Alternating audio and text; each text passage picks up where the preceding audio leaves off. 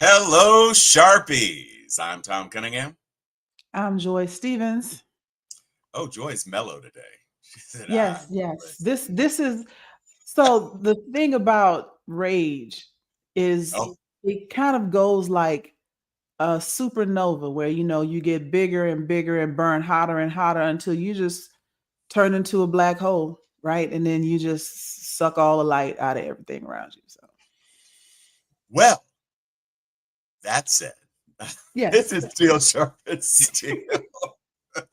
Welcome to the show again. Ah, I am back, and yes. Joy shared a little bit last week of what I was doing, and I do have a little bit to share about that because it really was an awesome experience. First of all, being able to spend time with my mom is always wonderful since we're on opposite sides of the country, and to be able to spend time with my mom in my birthplace of Beaumont, Texas, where I was actually able to purchase and bring home some Beaumont Texas links, which are not the Ooh. same as Texas hot links. It's not the same. People think it's the same. It is a totally different beast.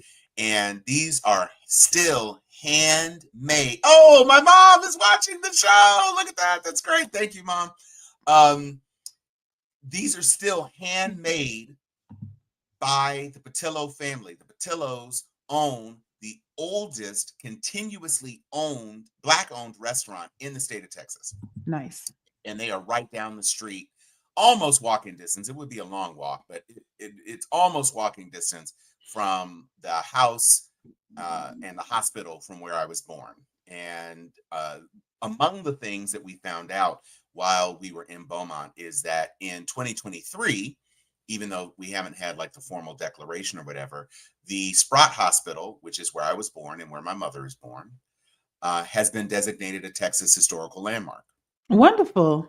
And so there's a really nice plaque. It's a big old plaque. You know, sometimes these things just have like a little plate on them that say Texas Mhm. Historical Landmark. This actually is a thing that really kind of tells the story about how the hospital came to be, and it kind of provides some context. And it So it's like says one of those like memorial historical it's more of a like memorial thing. okay. In 1944, African American physicians and brothers, Dr. Edward D. Sprott Jr. and Dr. Curtis B. Sprott, that's my granddad, founded Sprott Hospital in order to provide quality care for Black patients of Beaumont, often denied care in other local hospitals due to Jim Crow era laws. Their brother, Dr. Maxie Sprott, joined them in 1955. The doctors, along with other family members, lived nearby. In fact, across the street. Mm. The hospital provided a wide variety of care, including lab and x-ray services, obstetric and pediatric care, bingo, along with minor surgery and urgent care. In 51, the hospital was accepted as a member of the Texas Hospital Association per the American Medical Association's requirements. And in order to promote careers in the medical field, the hospital offered nursing courses and training. Located in the Cartwright Addition in Southwest Beaumont, construction on the hospital began in June 19th, 1944. The one-story rectangular plan building was designed by local architect Wallace B. Livesey and erected by contractor H.B. Neild for a cost of $25,900. It Wow. opened on October 1st, 1944. I was born October 8th, 1968. Do the math. Originally a flat roof building with a brick with a wide stuccoed frieze band, Wait, what the what year hospital did you say it was born? Did you uh, say that the it was created? it opened in 1944, Okay. October 1st, 1944. Um, The hospital features a central entrance along with 20 single and paired windows spaced across the facade. The brick was later stuccoed, a gabled roof added, and the double entry doors were replaced with a single glass door with narrow side lights. As discrimination in healthcare diminished, the need for segregated hospitals and clinics like Sprott Hospital decreased. The facility transitioned in 1969 to Mhm. housing Dr. Maxie Sprott's private medical practice, and the site has continued to serve the community as a healthcare Right. facility. And And so just from an inflation standpoint, I looked it up real quick. $25,000 in like 1944 money is like $500,000. right. Yeah. So people be like, oh, they opened it for 25,000. That was nothing. No, it was $500,000. It was half a You million ain't dollars. got it. It And was you a know they lot had of to money. have it because they wasn't getting a loan. So that that was just part of it. It was great because the last time I had taken pictures of Sprott Hospital, it was almost 20 years ago, and the camera Mhm. and I didn't have a high resolution photo. So now I do have high resolution photos. We also got to take some great new pictures of Sprott Park, Mhm. which is the park that was dedicated in the 70s to my family's contributions in that city. And it is a nice park. It has a covered basketball court. It's got Nice. tennis courts. It's got a one of them splashy water features so the kids can run around and get Is it sprinkled. still largely Black community? It's in it's in the Black community. Okay. Um, but I mean, it's a city park, so technically anybody would have access to it. And this is yeah, Yo, yeah, mom with the juice. Found yeah. about So Ed that's Spratt, who was dismissed from the army when they realized he wasn't white. You're doing and the that's exemplary work, but you're a Negro. You got to go. correct. And that's Uncle Son. So that is uh Ed Jr., son Did you of say my Uncle great Son? grandfather. Well, they called him Uncle Son I because love he Black was the people. son. There's a Sonny in every family, but Yeah, Uncle so Son, yeah, that. yeah, Uncle Son. Mhm. Um, and we had Uncle That's how Maxie they and knew he Uncle was Snoop Black. as well. Um, and to be fair, my own grandfather, Curtis Sprott, his nickname at Wiley College was White Folks. He looks Now, like white. super that White Folks Sprott. Literally, he was the That's quarterback for funny. Wiley, and on what has been come to be called the Great Debaters team, it was the Wiley Forensic team back then. But yeah, he was Mhm. also on that, He and with Otis King. I I don't know. I have a picture from the yearbook. I don't Okay. know everybody who was in it because I wasn't looking for everybody. But If he was on the actual like the year that all went down, the Great Debaters team from Wiley, Otis King was my dad's best friend, and oh, okay. in the National Museum of African American History and Culture, they have a picture of those people of that group, and I Oh, saw okay. Otis in that picture, and I sent it to his family, like y'all know y'all dad is in here He's because my in the dad is Smithsonian. passed by now, but that so your ancestor might be in the National Museum of African American History. Well, and mom can weigh in on this. We've both been to the museum, and Mhm. I don't know. I didn't see that particular piece of the exhibit, and It I'm not It was a saying small picture. It was like this big, but yeah, I just exactly. happened to see it because I knew that You story. knew it too. But yeah, Yeah, and yeah, now y'all famous. Y'all rich and famous. well, listen, I'm not saying he was on the team when they debated Stanford or whoever it Mm, actually was, because it wasn't Harvard, but he was in that forensics club. And because gotcha. he was in the forensics club, they used a picture featuring him in the yearbook from the yearbook in their special uh, credit scene. So if Okay. you have that DVD, look at the special features and you see a picture, a very small picture, briefly, of my grandfather. But Nice. that wasn't even the purpose of the trip. The purpose of the trip was to celebrate my great, great, great grandmother, Agatha Bobineau.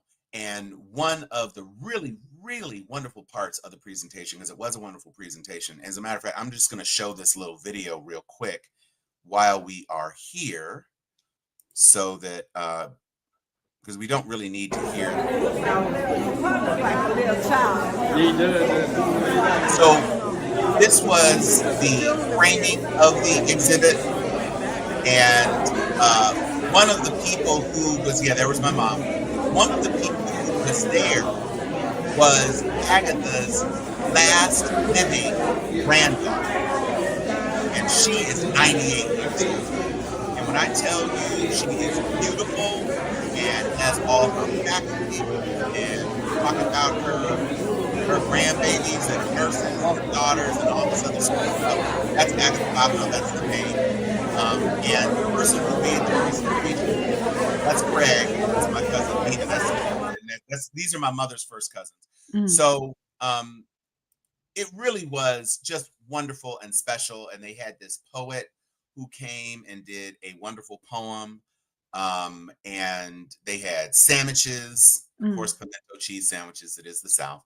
And some chicken salad sandwiches on croissant and hand cut fruit and Fancy. home baked goods. And it was really, really, Sounds really like wonderful. HEB. Yeah, yeah, yeah. HEB And putting it down. That's not a diss. That's like a y'all did no, that thing with HEB. no, they Mhm, did it. No, they mhm. absolutely did.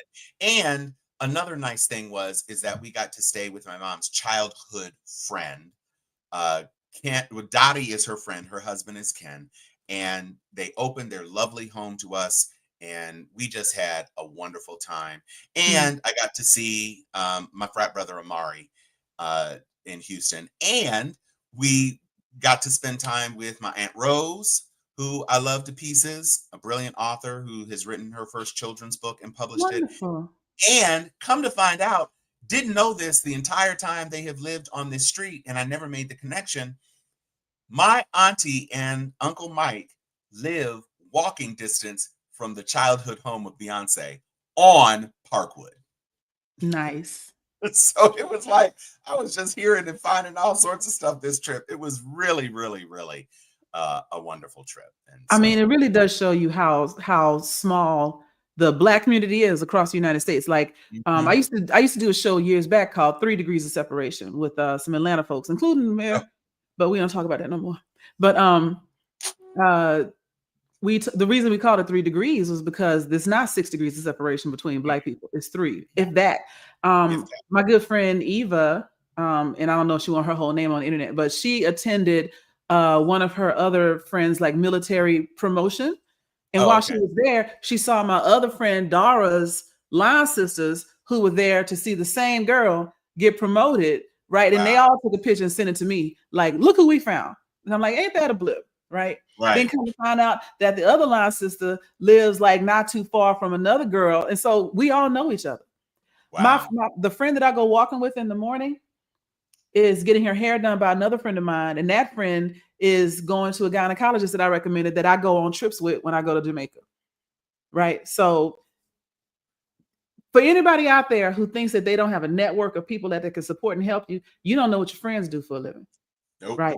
And if all your friends don't do nothing, you need new friends. Well, there's that part. Right. There is that part. Phil is in the audience, and Phil is on my emergency disaster plan. Y'all need to know Phil. Phil already knows we coming to him. Well, that was the best news that I received this week out of Texas.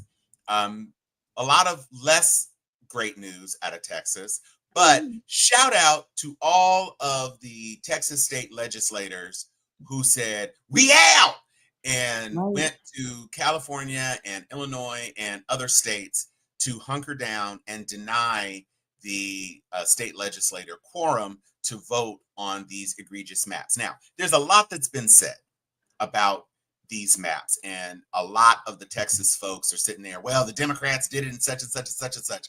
And Talarico, one of the state legislators, who, quite honestly, if he were a representative of Texas as opposed to being in the Texas. Hang on 1 second. Bob, so we knew that you were a friend and ally to the Black community, but you being a funeral director is like, that's like you actually invited to the cookout because it's at your place once we finish the day. That's at your you place. hosting the cookout.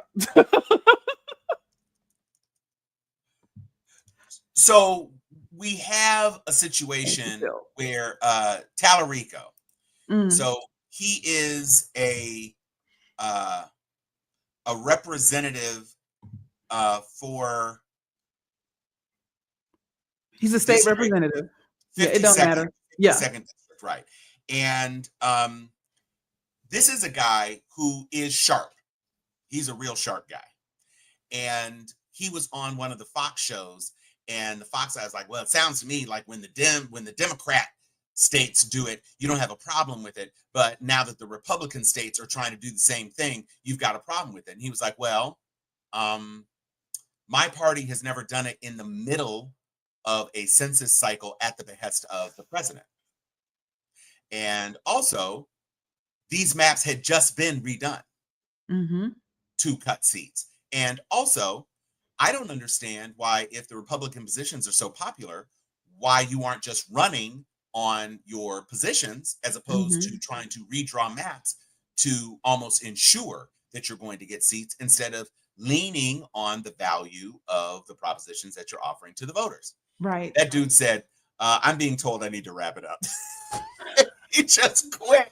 He's like, I love this conversation. I My wish, mama calling me. My mama yeah, calling me. I gotta I go. wish it could go on, but this is just what happens in cable news. It's like, bro, he Mhm. sunned you.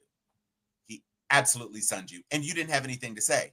And speaking of people who were being sunned, how many of you have seen Gavin Newsom's Wendy's level of trolling of Donald Trump?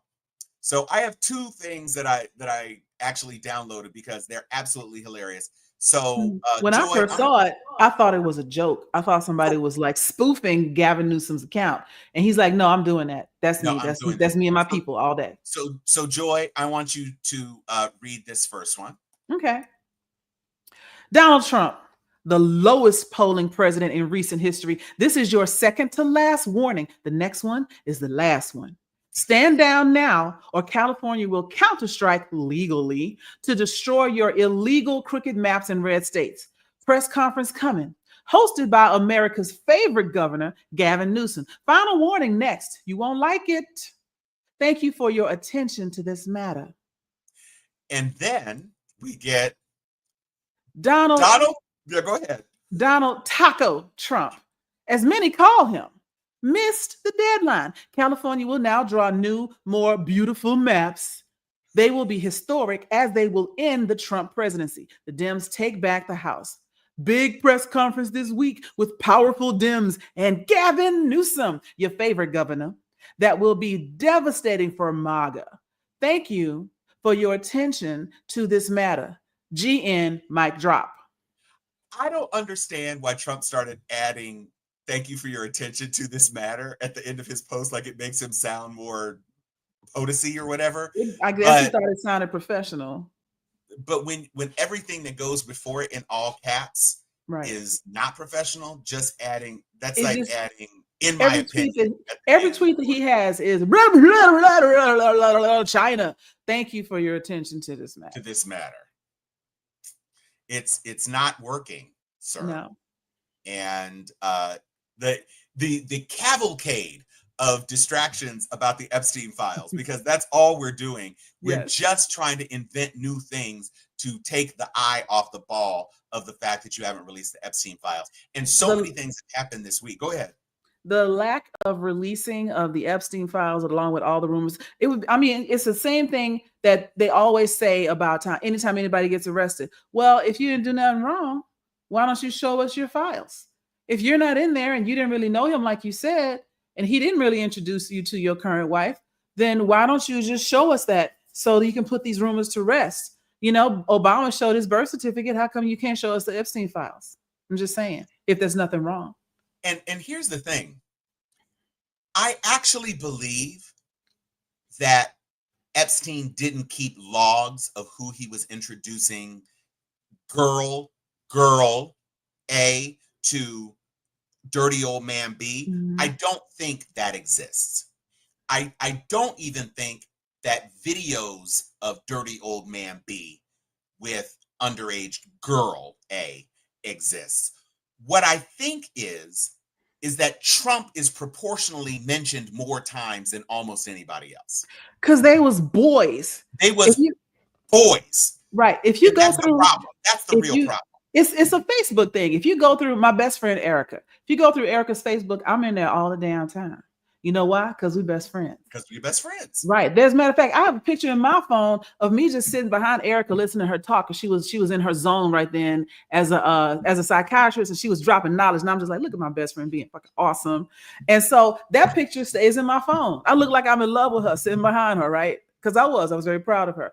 But you can't separate those things. You know, if you roll it back even further, my friend Richard from high school starts popping up because Richard was my boy in high school, right? So when you're in and out of somebody's life like that, you have to know what they're up to. You have to know what they're doing. And it's not like we don't have any definitive proof. There is substantial physical, graphical, pictorial evidence of Trump sitting next to Epstein, and Epstein got a girl who looked like she weighed $105 on his lap.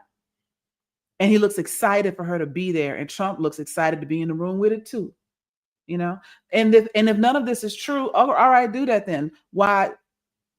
If hypothetically you never did anything to anyone, except keep opening the door at all those pageants that the girls testified that you come in there when they were getting dressed. If you never did anything other than those things, then why didn't you ever point out to your good friend that maybe this is wrong and maybe you shouldn't do this? If you're, a champion of the moral right. Well, I mean, that him saying something like that is almost a guarantee he would be struck by lightning. But and that is the other part, Chan. Yes. I mean, that he is so much in the files that Ghislaine walked from a maximum security prison to a minimum security, not even low security, minimum security that is almost adjacent to the University of Texas at Austin, where young women interact with the female prisoners as a part of their transition back into regular life. I would come and throw eggs at her every day. You put a sex trafficker next to 17, 18, 19-year-old women. Well, they're old maids by then. Well, that's true. Not interested in them. No. They're out of the zone. If she was next to a middle school, she might be looking at, stock. And that's the thing. You could literally, they just did a version of the Golden Girls with gay men called Mid-Century Modern. But since Jeffrey and Trump are in Florida, I'm thinking it could be the Golden Boys. Thank you for being a friend. Travel down the road and back again. They were pals and confidants. And if you threw a party, invited everyone you knew, Diddy, you would see. They'd all be younger than 13, and the card attached would say, "I scribbled on the outline of a woman and talking about enigmas." That's what the card would say, and we know that's what the card would say because the Wall Street Journal said it. It's interesting to me the Wall Street Journal has finally found a spine as well. Well, I think that $784 million payout that they had to make on Trump's behalf probably soured Rupert a little bit on the whole Trump relationship. And now that they're back in their financial bailiwick, talking about the disastrous bond sale and the inflation numbers and the LBS, BLS statistics and all this other sort of stuff. Bureau of Labor Statistics, yeah. They are taking it to him, and that lawsuit, that $50 billion lawsuit, isn't working out the way Trump thought it might. Just as a heads up, folks, the big thing that happened is that he filed this defamation lawsuit on the premise that Murdoch knew. Now, Rupert Murdoch is not making day-to-day editorial decisions. Let's just be clear about that. He's got a whole crew and everybody else, including his son. But they said they wanted to depose him 2 weeks after filing the lawsuit because he's the one who has all the information, and he's 94 and he's taken a fall and he's had a stroke and he could die, and we've got to get this information before he passes. To which Rupert Murdoch's people said, "Okay, yeah, we'll do that." And the day after, we're deposing you. And they were like, wait, what now? It's like, well, I mean, you're also old. And if you're ready to depose us before we've even done discovery, then you should be ready to be deposed. And everybody knows how poorly Trump does in a deposition. And so all of a sudden, it got backed all the way back. And not for the least of which reasons is that if you are claiming in your request to fast track the deposition that he's the only one who knows, how are you establishing mens rea to file a defamation suit if you don't even know if there's malice aforethought? And it is a journalistic publication. He's not some gossip columnist. The Wall Street Journal is a newspaper. And they have fact checkers. Yes. Well, not only that, the standard is so high. Is it still as high as it used to be, though?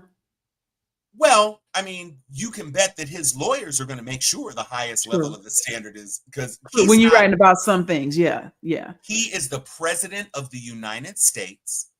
He is the most public of public figures. And so they would have to actually know that that card was fake Yeah. They would have to know it was fake and still say, we're going to do this to try to damage him. Meanwhile, Alan Dershowitz has said, yeah, that's my note. Bill Bill Clinton Clinton was, yeah. has said, yep, And you know it's what? my note. We talk about like white people, and it's a whole separate issue how people keep asking Barack and Kamala to come out the woodwork and do something, when they neither one of them are in office of any type, they're private citizens. But I do want to give one very small big up to Clinton to being like, yeah, I did that shit, because that's what allies do. I mean, and in this case, it's not even a black and white thing. This is a democracy and anti-democracy. Democracy versus fascism. He's like, yeah, I'll throw myself on this very small sword. Yeah, I did it. I wrote a bunch of shit. I went to 2 parties. I went home, because my wife was looking for me. But whatever it is. Well, and that's the other twisted part about these whole Epstein files, especially JD Vance. And they were all about releasing these files because they wanted to stick one to the Democrats that were in there. And they didn't understand that the Democratic constituency is like, yeah, show us. If there's anybody in the Democratic Party. I still remember Al Franken stepping down on a rumor. A rumor that was debunked. Right. After he was like, I don't want it to seem like this is okay. So I will step down. That's honor. That's moral character. I don't want to distract with nonsense. So I'm just going to step down. Meanwhile, you got whole felons running. And he was a good dude. Good Politician. Mm-hmm. He was a really good dude. Now, you have JD Vance out here, stumbling over himself, but he is repeating the lie that Clinton visited Epstein Island 26 or 28 times. So, a couple of things, just in case you need some talking points when you're talking to your people and somebody says that foolishness. First of all, none of the flight logs that included Clinton indicated that he ever went to the Caribbean.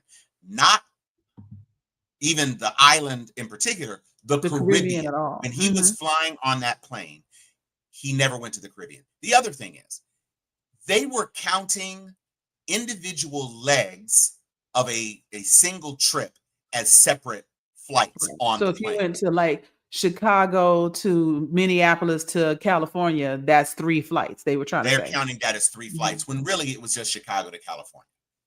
And it's a smaller plane, I guess. So maybe it had to refuel. I don't know. Maybe he's picking up other people. I don't know. The point is that Trump is on 7 flight logs. Yeah. Right. So they have not broken out whether or not those flights had similar legs. And they probably did. And I'm not saying that Trump ever went to that island. I'm not.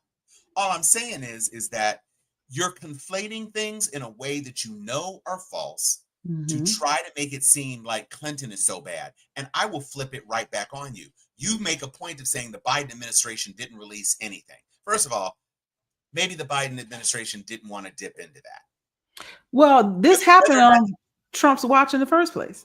Well, he died on Trump's watch, but they're saying that they had access to the files and could have done something for the 2024 election if there was anything of substance in them.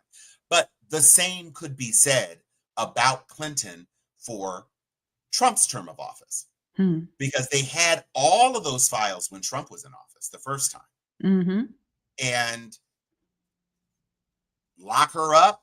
They didn't try to lock up Bill. They didn't do anything. They had all these files. They were sitting on all these files. You made all this hay. Why haven't you released the files, Biden? Why haven't you released the files, Biden? You've had 6 months to release the files. You haven't done it. And it's because you're in it. Pam told you that you were in it. And she told you after she found out, because you dedicated 1,000 FBI agents to comb through those records and redact your name and report back to her. And that's when she realized there's no way we can release these because he is a plurality of the people mentioned in this thing. That's what it came down to. We already knew he was person number 174. And well, there's that too. Bob brings up a very good point. That was not even a cab, because he didn't take cabs or the subway. That was a personal car ride. His driver. Yeah. So, he's all over the Epstein stuff. And the very fact that a convicted sex offender has been moved to a low security prison where literally she could walk off Yeah, she could wander away into the farm woods or something. with one of the service dogs that she's supposed to be training or grooming. That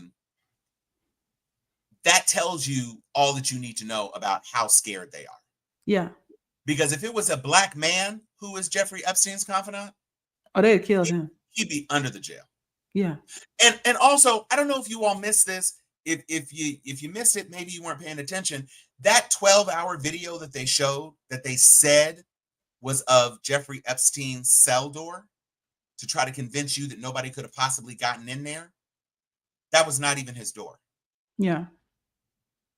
The door leading up to Jeffrey Epstein is actually behind the staircase in one little corner, one little thin corner of that frame that you can't even see the whole staircase, but you can see somebody moving up the stairs, incidentally, to Jeffrey's room. They don't even have a real camera on his room. They put him in their room on purpose. Oh, absolutely they did. Mhm. And now they're trying to tell you, see, nobody went in except, oh, yeah, there's 3 minutes. Oh, it's stitched. Oh, it looks like actually because there's a mouse. Epstein didn't kill himself. We've been through that. Yeah. And so. And that always brings me back to, what did you kill him for? Because you've already said, I could shoot, and I'm not saying that the current president killed him. I'm not saying that. But I do remember the current president saying, I could shoot somebody in the middle of the street and people would still vote for me. And so if that is your stance, what could have potentially been in there that would be worse than you killing somebody in the middle of the street? What's in there that is so damaging that Epstein didn't kill himself?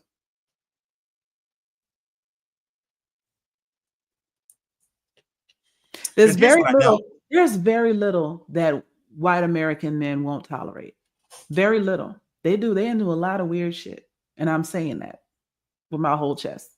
And so if there is something that you have done that you feel even your hardcore, base, the ones with the trucks and the militias and whatnot, would look at that and go, hey, yo, no, what is in there? And if the answer is nothing, there's nothing in there, why won't you release it? And here's the thing.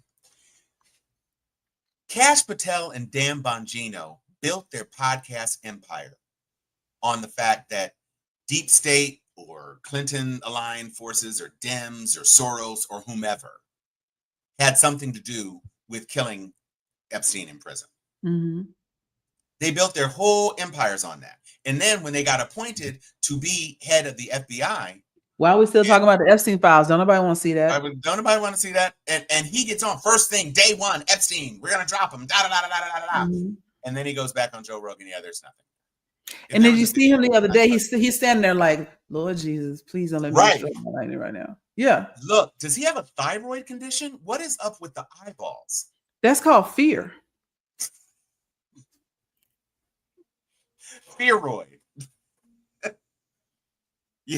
Can they see me? Yeah. Am I on camera right now? I'm between two white women, so probably I'm invisible. And Janine Pirro. That's a good point. Why didn't he have a backup plan? I'd have had, if I died, these files go straight to the Wall Street Journal. I mean, I think Ghislaine probably has them, which is why she's in that minimum security. She is the backup plan. Because to your point, I don't think that he was keeping like accounting records of who went where and what little girl sat on what lap. But I do think it's a whole lot of party movies. I think there are plenty of movies where two young girls, or girls that are too young, I should say, are mingling, just like that video we saw where they're at his penthouse party or whatever, and they're sitting there and the girls are dancing and they're pointing at him and laughing. And Jeffrey Epstein's bending at his waist, and how funny the joke is that Donald Trump just told him. This is a man who commented on dating his own daughters. And when sitting next to Marla Maples, and talking about his infant daughter, Tiffany. Joy, thought experiment. Ask me what I think about my daughter's looks. Let's pretend it's 2002. Okay. Ask me what I think about my daughter's looks. So, what do you think about your daughter? Is she cute? She has a wonderful smile. I think she's got Kathy's eyes. Her hair is just so adorable in those cute little ringlets, and she laughs and giggles, and she's just a beautiful little baby. She's a little Mhm. doll. She looks like a doll. Okay. Trump said, I think she's got Marla's legs. We don't know what's going to happen up here yet, but she's got Marla's legs. You know, that What? reminds me of, no lie, the ads that used to go in the paper for young slave girls, and they would say they were budding out. That's how they would Uh-huh. put it. Young, mammy, miss, whatever they want to call them, good worker, but almost budding out. Like you don't know what's about to happen up here. That's a sexualizing It's statement. and to be clear, baby's legs are pudgy. Yeah. Baby's legs are not at all something that you compare to a woman's legs. No. They just aren't. Eyes don't change. Eye color pretty much stays the same. Hair color pretty much stays the same. Cheeks, Tiffany is nose. blonde. Her mom is blonde. So Most people only focus on a baby's face. on I've a baby's never face, in my life looked at any form of child, male or female or anything else, and thought, I wonder what their reproductive and like sexual organs are going to look like later. I've never looked at a little boy and be like, he gonna be fine. Like that. no, That's nasty. because you're a human. Right. And you're not a lizard person. Right. So just bear in mind that this is a man who sexualized both of his daughters, Mm-hmm. who had a teen pageant that he managed and owned for years, and a pageant for, well, the Miss USA pageant, which I don't even know if he still owns that anymore, but for, young women in Yeah. their 20s or sometimes late teens, depending on when you got into the pageant. He Right. has spent his entire life around people that he has been treating as sexual objects. This is a man who literally said, grab them by the genitals, and you can do it, and they let you. Yeah. When you're And rich. and fortunately, unfortunately, or fortunately, he said, when he was doing his deposition with Roberta Kaplan. Mm-hmm. So this is a guy who you could understand why Jeffrey Epstein would be cool with him. Yeah.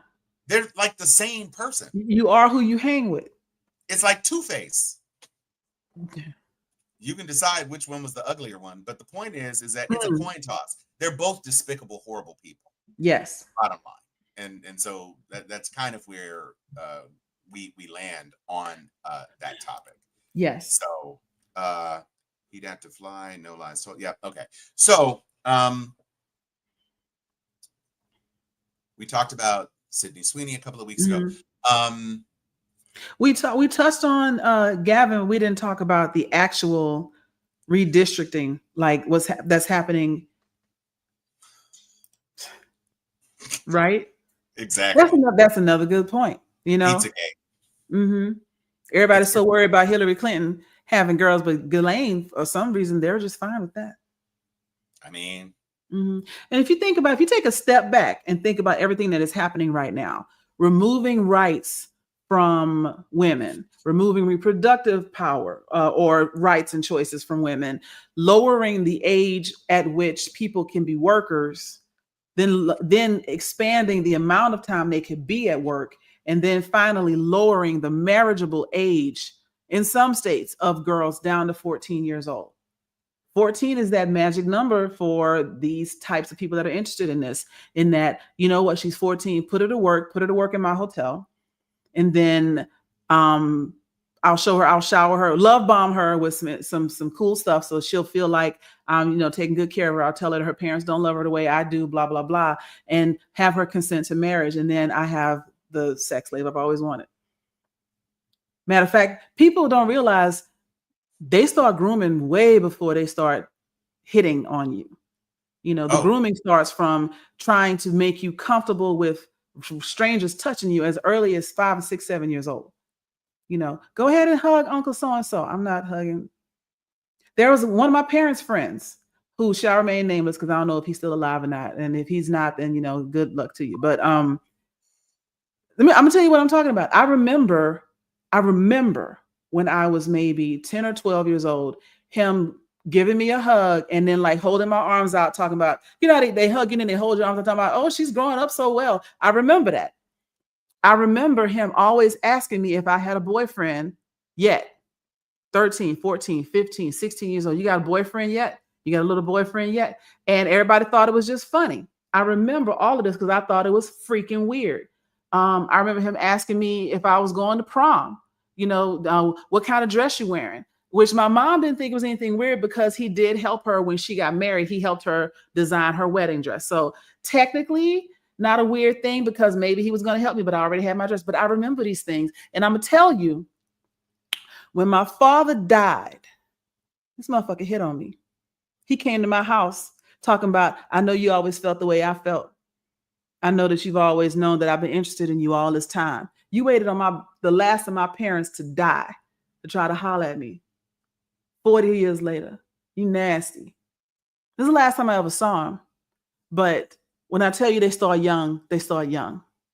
You can't tell me that if I hadn't accidentally been caught somewhere alone by him, a quick graze across here, oh, you trip and fall, and just a little grope, a little pat on the booty, all that kind of stuff, a little holding your waist a little too long. And every woman knows what I'm talking about. You've had that situation where somebody's hand has lingered on you a little too long and no adult around you said anything about it. And you start to wonder, well, maybe this is just okay. Now, I was lucky that if my dad had ever found out, he'd have killed that man, right?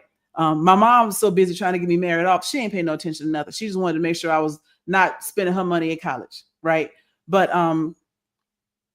it's so prevalent that we don't notice. We make jokes about it in the Black community where you talk about don't leave.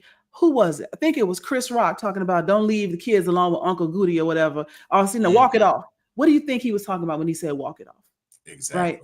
And so the fact that abuse of children, it goes deeper than that. I mean, and you can correct me if I'm wrong, because a lot of my knowledge about this one particular thing is more internet based than empirical research. But the changing of the misinterpretation of the Bible, where it talked about, people always talk about, you know, Sodom and Gomorrah and everything and homosexuality and blah, blah, blah. And it says men should not sleep with men. The real interpretation was men should not sleep with boys.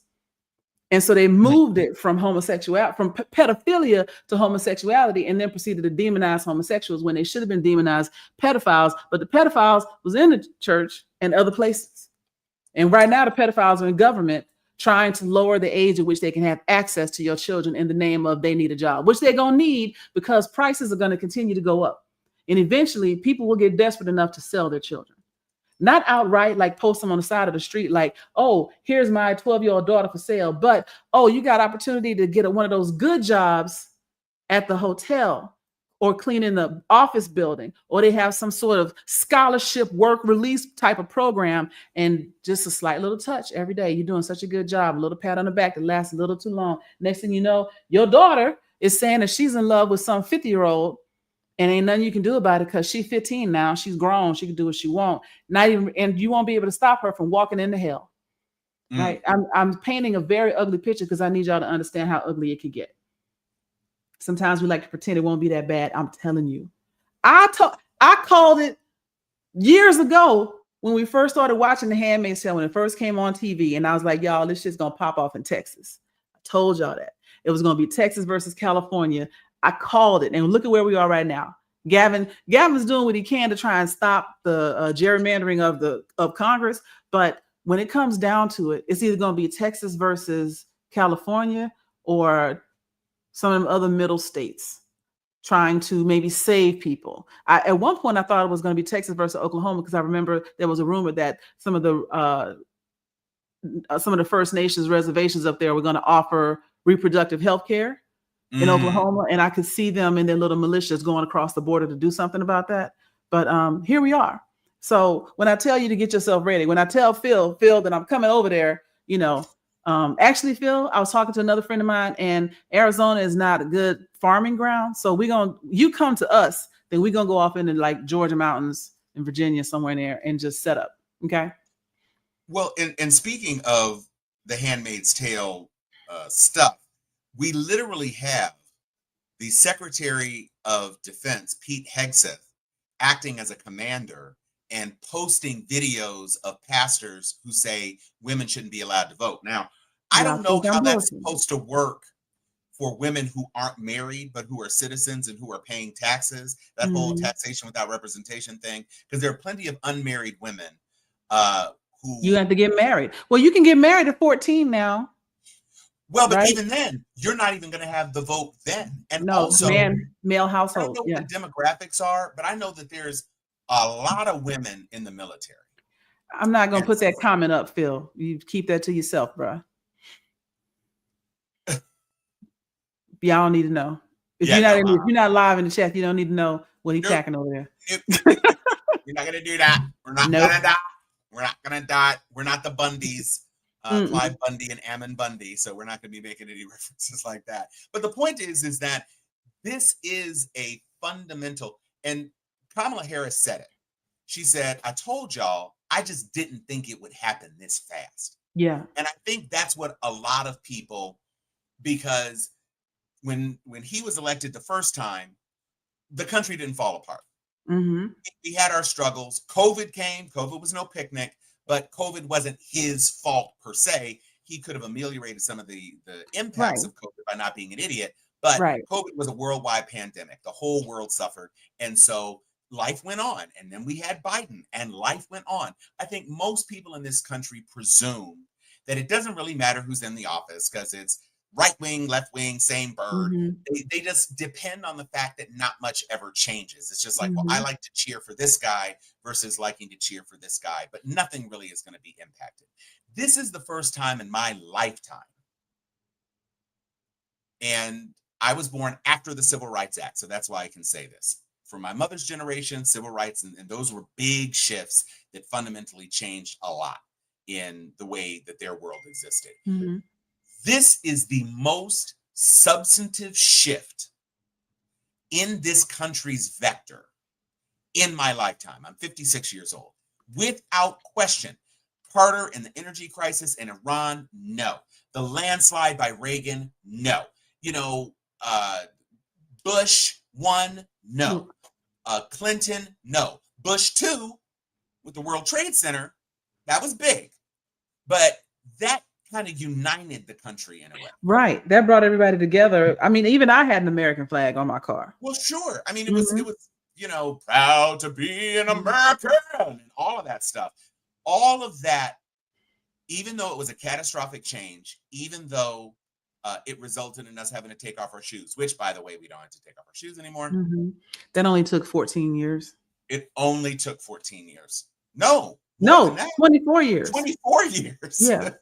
So this, however, and the naked careening towards fascism and white supremacy and the ultimately didn't earn it hires. Everybody in his administration is it didn't earn it higher. Right. It's cronyism to the 15th Everybody. degree. Yeah. And there are estimates that he has made $3 billion since he took office 6 months ago. Mm-hmm. And Because he keeps going to his own places because he never divested his businesses in the first place. Well, but you should not be a sitting president and be able to sell coins and boots and tennis shoes and all other bullshit. But it's the crypto that's making him all his money not because the cryptocurrency is actually valued at anything, but because he's getting transaction fees. So when somebody puts $2 billion into Trump coin for nothing, the 2% sliver of that, right? He gets, and they're doing it so it's a back way for him to get payola because they're doing it so he can get that transaction fee. Exactly. They don't care if it's worth anything or not. Then they take the money right back out, another transaction fee, and he gets his little cut. So it's stunning to me because even with Project 2025, I didn't think that, because it requires him to be such a puppet, because he's not really doing any of this. It's the machinations of all the people who are around him. I just didn't believe that so many substantive changes would happen so quickly. I just didn't believe it. I And, did. well, I'm you're gonna tell you why I did, because you're because smart. I am smart.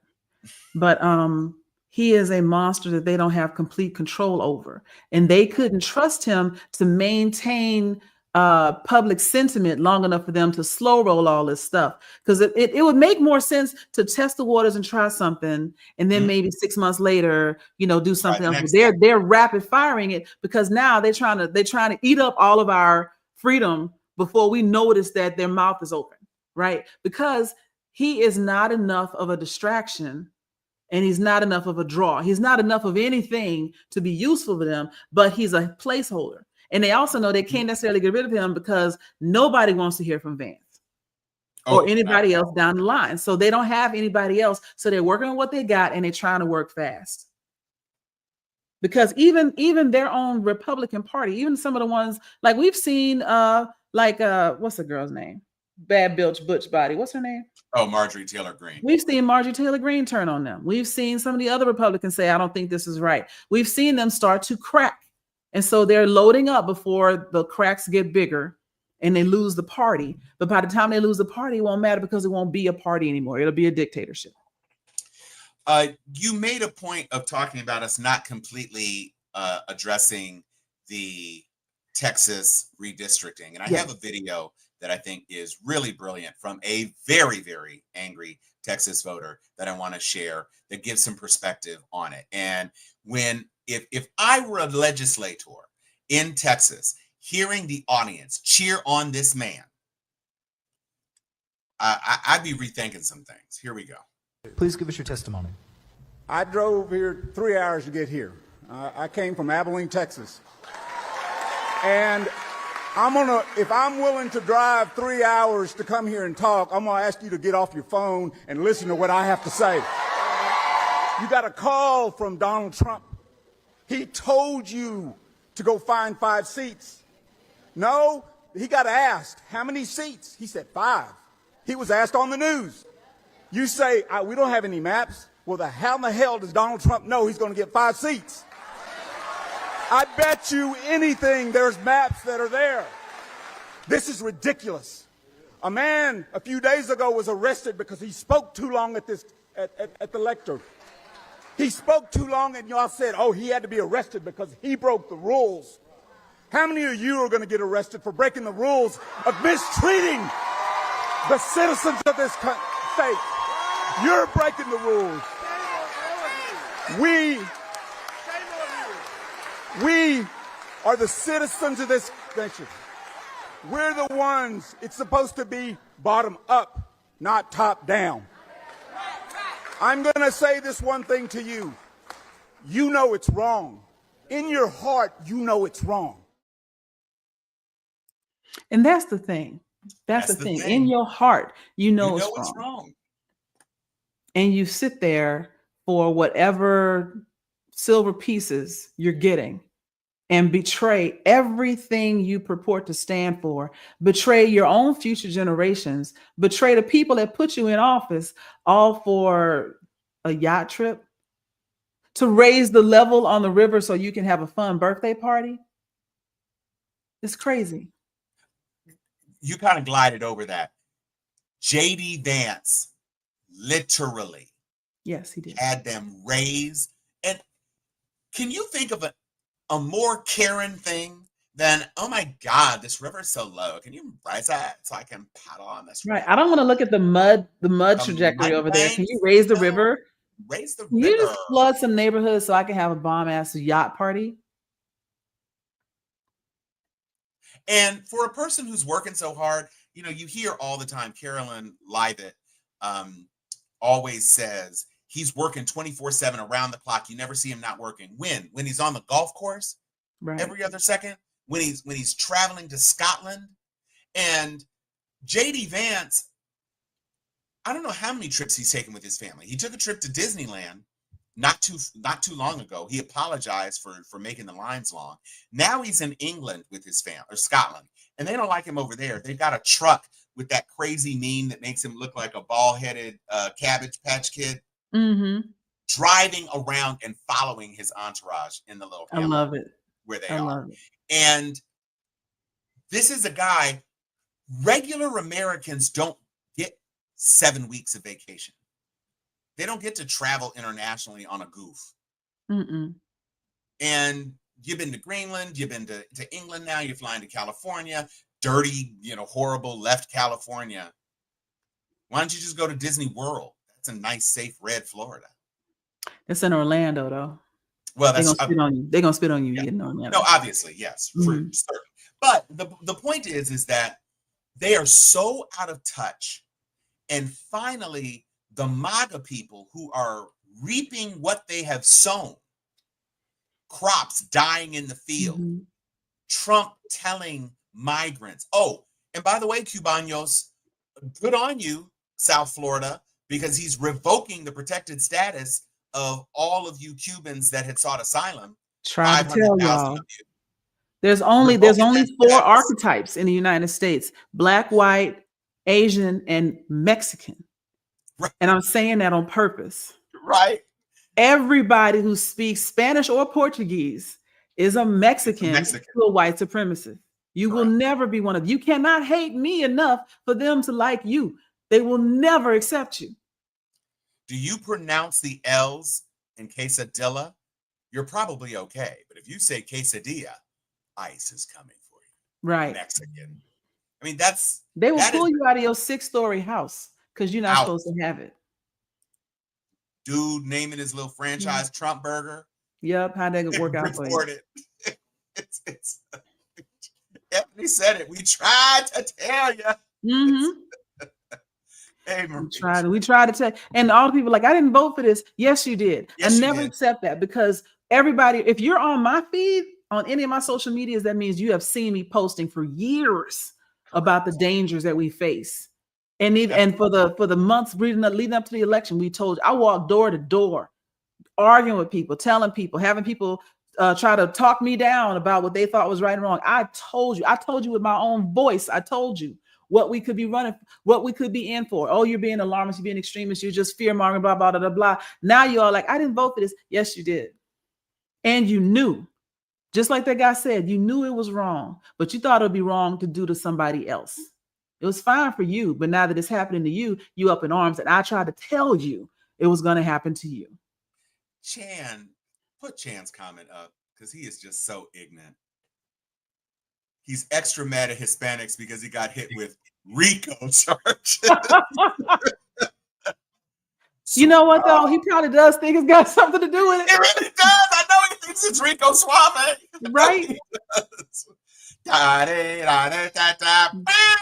Rico. That was jam. That was a bop back in the day. So wow. And that was his one hit. Thanks for the summary. JD, a ski resort in Vermont, Greenland, Vatican. Didn't he? Yeah, he killed the Pope. Then he went to India and killed somebody else. Disneyland in California, Cotswolds in Scotland, and then in Ohio to go kayaking and raising the river. That's that's a vacation a month. Yeah. Who does that? Yeah. Well, most of corporate cog America hasn't been on vacation in 2 years. Yeah, CEOs don't go on vacations like that. Right. And then when they do go, they go like up the street. They driving because they can't afford to fly the whole family or whatnot. Usually to Disney World or something. They're lucky. I know people that have never seen a beach in their life. Right.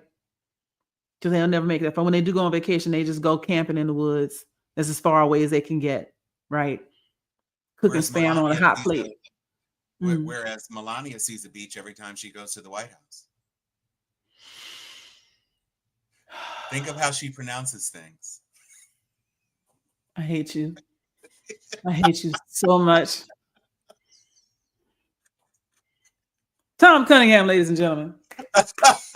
Don't forget to tip the waitress. I had to come with something when Chan put the RICO thing in there. I had to give a little bit of a bun move myself. You know, I couldn't let him out pun me. So there is something that happened. It happened before last week's show, but I don't think we've really properly memorialized the passing of this very important person to the community of people who enjoy professional wrestling. And so thanks to my good friend from Honda Camp All-Star Challenge, Gabriel Smith, we have this touching tribute to an American icon. All right, so this is Hulk Hogan. Hulk Hogan was one of those wrestlers that just really impacted his era. At a time when the sport of wrestling was really trying to take off, Hulk Hogan really put wrestling on the map. We will always remember Hulk Hogan's impact. Let me tell you something, brother. Brother! I'm I'm a bleach blonde butch body, brother. She not beating them allegations with them pictures, I'm gonna tell you. But Chan's got a good point. If Vance hangs around in DC for too long, he's gonna get blamed or assigned some weird work to do. So he's just on vacation to save his job and his sanity. That's probably right. Yeah, his main job is going on Fox and Line. Yeah, that's the main thing. That was his job before the election. That's true. Yeah. Well, he even said once, we have to make up stuff to get y'all's attention. We will. He said that out loud, and people still voted for him. It's literally. I remember when, was it Walter Mondale? It was Mondale Ferraro, and then it was another guy after that. I can't remember. I wasn't old enough to vote. Dukakis. And I remember he changed his mind about something, and it called him wishy-washy, and he lost all support. That was also true of Kerry. John Kerry. That's what I'm thinking of. Yeah, John Kerry. Wishy-washy, blah, blah, blah. Yeah, oh my gosh. You literally called your running mate Hitler. You literally said he was heroin. Mm-hmm. You literally said that. And now you have a straw to his sphincter. Make it make sense. Yeah, exactly. That face. That's exactly the emotion I wanted to evoke. Oh, Tom, you nasty. Not in a good way with that one. Yeah. Yeah, it was that was a little human centipede of me, but that's okay. Another. Do you have? I do have something to end on, but do you have something else that you would like to talk about this week, Joy? I do, and it's gonna sound like I'm mad, but I'm not. But I am, but I'm not. I'm not mad. I'm mad. I'm irritated, but I'm not mad. So a few weeks ago, we on this show, matter of fact, it was June 24th, I believe. Or June 23rd. That week, we promoted Actively Black on this show. And I have been a big supporter of theirs for a long time. I am still a big supporter of theirs. But we're going to call a spade, no pun intended.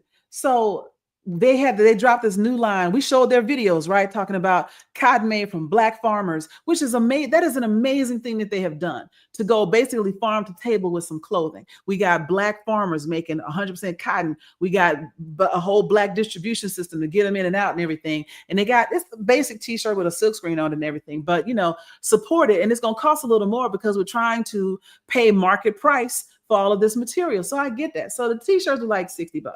It's a lot for a t-shirt, but I mean, I gave them like $200 for a briefcase. So I mean, their stuff ain't cheap, but also it's good material, good quality. Now, at the same time, or actually slightly later, Ralph Lauren put out a high-end capsule collection around Cottage Hill in the Hamptons. Old money, rich Black people, etc. Yeah. And it was by a Black designer who I think was from an HBCU, if I'm not mistaken. Say what? I think the artistic director for the line was from an HBCU. Yeah, Morehouse. Yeah, from Morehouse. He's a Morehouse alum, and he brought some more people along with him. And they're actually doing some preservation around the Cottage Hill area in the Hamptons, and they're creating like a museum or something. So they're doing a lot with the money. However, a blazer, I want to say, was like $685. $685. Yo, that's That's somebody half of the rent. You know what I'm saying? Bloop. And so the guy from Actively Black, I don't know his name and I apologize for that. But he made a quick like TikTok short and he was like, yo, hats off to Ralph Lauren and the rest of that. I think the brother doing the stuff there is really, really good. It's all, you know, I love what they're doing. But he goes, you know what? I don't see under the comments of all this Ralph Lauren stuff. I don't see people saying this stuff costs too much.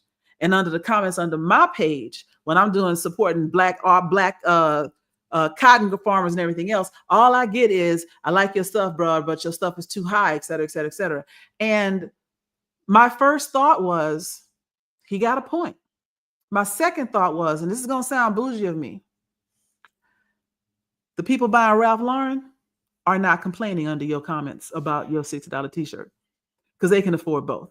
However, the people complaining about your stuff being extremely high at $6 for a t-shirt probably didn't go to Morehouse and Spelman. I'm just saying. I know from whence I speak because I am a Spelman graduate and we are bougie. We do tend to have money. We blow money on what we want to do.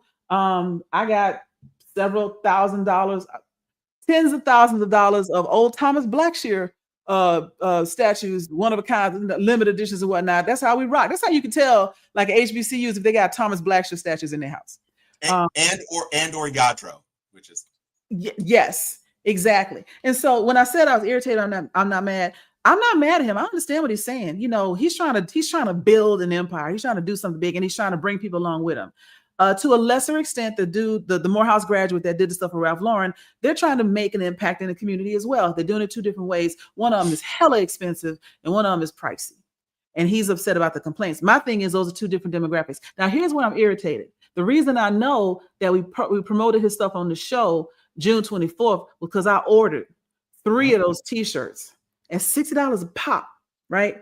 I ordered 3 of those t-shirts. Matter of fact, one of them was even more than that. Plus shipping and everything. And hey, bro, where's my shirt? It is August 14th, and I'm still waiting on my stuff. So if you're going to be mad about people saying it's pricey, deliver it to the people that actually paid for it. That's my only little bug up my butt is you ain't gonna, you know, like humble brag rag on the folks doing stuff with my HBCUs and then turn around and can't make your deliveries. Get that together. I mean, I'm going to still support. I'm not asking for a refund. I'm not trying to shame anything. I hope that my stuff, I wanted to believe that my stuff wasn't showing up because it was on back order because so many people ordered it until Tom texted me like, I got my stuff. Did you get yours? No. And then CJ sent me a picture of her picture. My stuff arrived today. And so I'm irritated. I'm not mad. I'm just patiently waiting. Answer my email because I sent you one earlier today. So there. So I will just say this because I absolutely believe in supporting Black vendors of high quality merchandise. And this is a Morehouse grad right here. We call each other out all the time. HBCU alum will blow money easily on anything with their school on it. Yeah. Correct. Or, you know, we're both members of D9 organizations. I have enough paraphernalia for generations of mad. my descendants. I'm just irritated. Yeah. I got stuff. I could pass Spelman stuff down for 3 generations. And my mama, you know, she made me a quilt when I was in high school. My mother is a tremendous quilter. She made me a quilt. She makes quilts for my little baby cousins and all that sort of stuff. And she came to my house when she was helping me to recover with my foot stuff. And she's like, oh, Tommy, I could take some of these t-shirts and make you a Kappa quilt. And I was like, great. And then I said to myself, oh, but I don't want to give this one up and blah, blah, blah, blah, blah. I got too many Kappa t-shirts is my point. I have a frat brother, Jerry Lorenzo Manuel. He owns Fear of God. Fear of God stuff is not inexpensive, but neither is it cheap. Yeah. You can feel the quality and you understand what you're wearing, but it's not inexpensive. I happily support it. Oh, well, listen, bro, you're not the first person to make this joke because I actually made that exact same joke to Joy in text 3 days ago. But the point is that it's not a competition time. it is a competition, damn it. So when I got to this exact point, I found this sister who's an artist, a fine artist. She has paintings and she has, you can get prints of her paintings. And, they were like $40 a piece. Hmm. I bought 3 of them because I think they're great. They're beautiful Black children. There's one of a kid, and she features oversized shoes kind of as a motif. So it's like, follow in footsteps or whatever. And I saw 3 pieces I liked.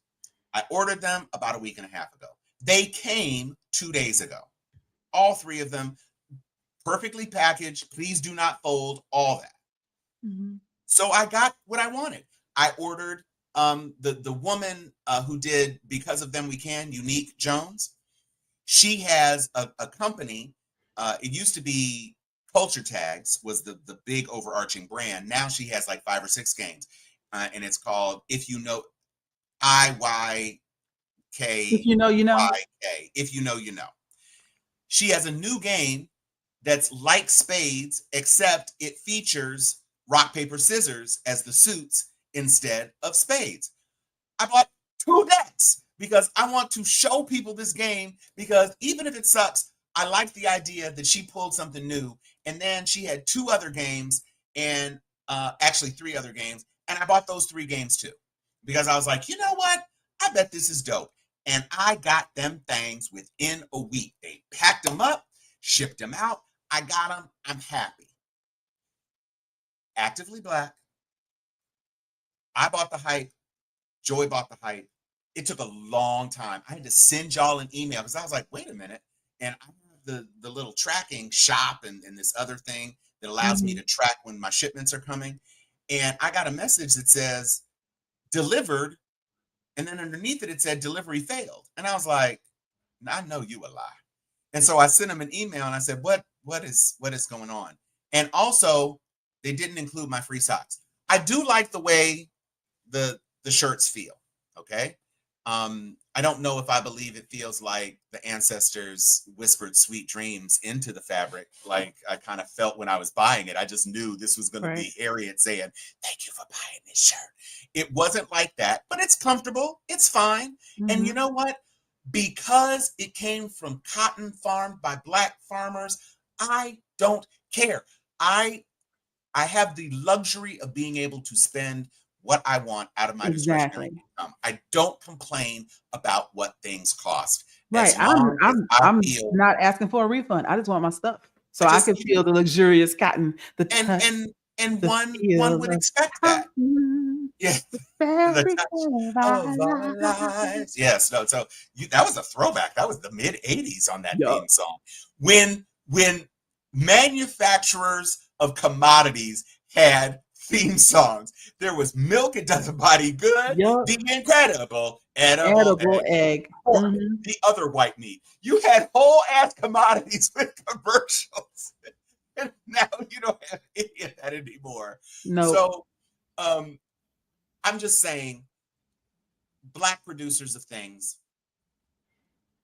nobody's saying it's got to be inexpensive. But please provide the value proposition that makes me want to come back. That's all. That really is all. And on that note, speaking of things that I actually do feel is an outstanding value proposition, I'm going to say, if you haven't been watching, or you haven't watched, there's only 4 episodes. If you haven't watched Eyes of Wakanda, please do. In my humble opinion, I think they should have done a season of Eyes of Wakanda instead of Black Panther 2. I think we should have left Black Panther 2 alone. Now it's been 5 years since Chadwick has died. You would have been able to pull a new T'Challa in, and you wouldn't have had to kill Black Panther. You could have very easily, and I said this at the time, you could have done a series about the Dora Milaje who were left after the blip and the widows set just in the blip, and have these badass super chicks run around the planet doing things. Hell, that's what that Jennifer Garner show, Alias. That's what Alias was about. You could have had the Dora Milaje and the widows as Alias and run it for 2 seasons. Nobody would have missed Black Panther. And then when Chadwick, you could have had Damson Idris in accent lessons and just roll him out. Everybody would have known that Chadwick died, but Damson Idris Damson is so hot right now. He's the new it boy. And so Yeah. you could have easily done it, and everybody would have understood. And then you could have had your original script for the Namor thing, and it would have been fine. It probably would have done better. But Eyes of Wakanda, a super hyper stylized animation style. It goes way back in history of Wakanda So being a apparently present. that was planned. They had a Yeah, Dora Milaje that was right. canceled before they started filming. But hang But on. that's Uh, because Black Panther 2 failed. So Mary said, y'all know some folks gonna pay $100 for a t-shirt with a white dude's name on it, especially folks who can least afford it. I'm gonna actively like on it. I agree. I agree that there are people that don't know how to budget, and the same ones that we assume are standing on the streets, at 2 o'clock in the morning for some sneakers and blah blah blah. My point was that ain't the Spelmanites and the Morehouse men who were buying Ralph Lauren. There's two different demographics. This is she's absolutely right. It's people that would do that and then complain about his shirt being $60, but it was not the folks that he went after with his comparison. That was my only thing. And also, to be clear, a lot of them people rocking $120 Balenciaga sweatshirts, them Balenciaga. Right, that's Balenciaga. Yeah. That's Fundy. that's balancing actor. Right. Don't get it twisted. You look at the People- Jordans and the dude is like, Yeah. He's looking like the shrug emoji. the number of fake Prada purses I had back in the early 2000s. Yo, I miss Chinatown, man. This shit was great. Lord. Oh, yeah, it's rough. So like I say, I don't disagree. And that's why we're supporting Actively Black. Mhm. And I Actively would Black- buy something else from them. And I'm not Correct. buying it like to prove a point or grudge. I actually like this stuff. You know what gets me with them is the commercials. The commercials are fire. The commercial. Like they come through with like your old school hook, your old school jam, pump it up and all that kind of stuff. And I'll be jamming to commercials like, let me buy something. That's everything I bought have been that's Shay. Hey Shay. That's Shay as Mary J. I Hey, forgot Shay. that. But I would buy some more stuff. I just want it. That's what I say. I'm not mad. I'm just irritated because everybody else got theirs. I'm on mine. And I'm also not buying that Ralph Lauren stuff. Like y'all out there, I'm not giving you $700 for a blazer. My whole wardrobe is $700. What? I would definitely buy something from the Civil collection of Fear of God before I spent money on Ralph Lauren. Absolutely. And a Civil collection by Fear of God. I'm just going to say it. If you have the means, my God, them some nice clothes. That's some really nice clothes. So I'm in the t-shirt mode of my Fear of God experience right now. But I'm telling you, the Civil collection, when I sell my next movie, I'm gonna give you if you're looking for so as a matter of fact, this dress that I have on right now with the whole cold shoulders out is a part of a collection from Tracy Nicole.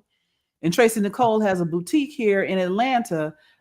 She ships everywhere, but she specializes in stretchy, comfortable business and business casual wear. Like the stuff she has, you can wear it on the weekend, you can wear it to work, and you ain't never got to worry about buttons popping off or nothing because it ain't gonna ever be tight. It always fits. I would stand up, but I don't feel like it. But very rarely do I get something that's off the shoulder that stays where it's supposed to stay. So her clothes are great. Tracy Nicole, right here in Atlanta.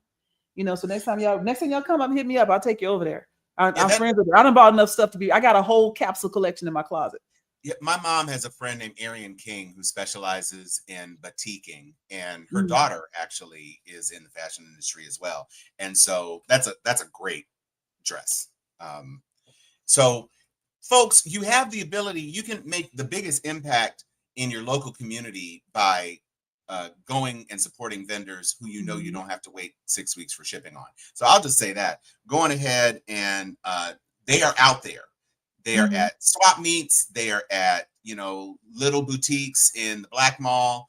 Go and do it. And when you see somebody on IG that actually has something, like there's this lady who keeps coming up in my feed, and she's walking past the Prada store, and she's like, but I think my bag is cuter than this. And she takes her bag into the store and lays it down. And it's like, yeah, it is nicer. If I needed a handbag, I would go to you. Yes, ma'am. I don't, but where you can, and this is an important part of just being a responsible citizen, where you can support actual American made goods, then you can do that. And those are not the sorts of things that are going to like completely blow you out of the water on a quote unquote tariff thing. Yes, there are cheaper goods to be purchased from China, but when you can get a high quality piece that is going to last you, that could maybe be a generational piece that you pass on, or just something that strikes your fancy because you know you really like it and you want to buy it, then go on ahead and do that. Right. That's all it takes. Just making a few conscientious choices to do better and make more informed choices. And that's Stay out really of Target. what it's all about. You can buy Black Girl yeah, stay out of sunscreen at Target. CVS and Correct. Walgreens and I want to say Ulta. So yeah, support Black Girl sunscreen because all y'all need sunscreen, Yes, not just the light brights over here. correct. And also it can knock back some of that ash. So quality. That's right, Anthony. That's a great way to end the show, I think. This has been another quality episode. We love being with you each and every week. We want to continue to invite you to have your friends join us. We want to get that. We're seeing our numbers creep up a little bit, everybody. So keep sharing the show. Up every week that you share. Go to Walmart. Go to Walmart. Well, Phil said all he has is Target and Walmart. I was like, go to Walmart. Because I mean, Walmart been trash, so it's the same. It's so consistent trash. Target is the F boy that betrayed us. So yeah, go to Walmart. Yes, yeah, they tricked us, Mm-hmm. which is not cool. So like, subscribe. That's how my mom found the show today, because I said, hey mom, click that bell so you get a notification when we go live. She, oh, Tommy's show is on, and there she was. And so do that. And invite your friends to do it. Have little watch parties, have little wine parties. Right. You know, if the main prosecutor for the District of Columbia can drink 2 box wines a day, then you can sit down for an hour or so. Matter of fact, if you want to do this, have a little watch party and let us know where you'll be watching from, and we'll send you a link, and your party can be live on with us. We might have to mute you if y'all get too drunk, but you know, y'all can be a group guest. Yes. And you can be a little amen corner or whatever. We're happy to do that. Yeah. We like doing special stuff. So with that, I will say, I'm Tom Cunningham. I'm Joy Stevens. And this is Steel Sharpens Steel. We will see you next week.